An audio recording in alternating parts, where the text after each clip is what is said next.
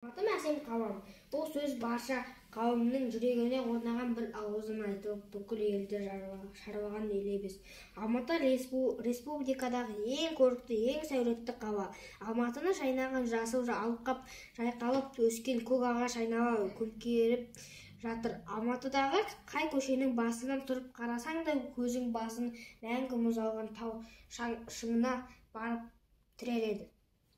Тіпті алысынан сонау тау бөктері мен басындағы ағаштардың өздері қаптап жүрген қалың адам қала тұрғындары тәрізденіп көрінеді.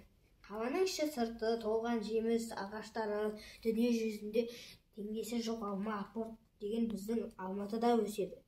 Жүзім, алмұрт, өрік, шие, алманың сан түрлерін беретін жеміс ағаштарын әр үйдің өз бағында жайқалып өсіп тұрады. Баққа бөлінген Алматының әрбір үйі арнайы салынған демалыс орнына ұқсайды. Алматының қала тұрғындары демалатын әсем бақтары тым көп ақ. Олардың әрқайсысы бір-бірінен өзі әсемдігімен асып түседі. Алматы таңы күн сайын арайлап атады. Алматы кеше күн сайын жарқырап жайнайды. Жақсы өмірдің нұрлы шапағы бар мұнда. Гүлдей бер, көркейе түс, Алматым әсем қалам.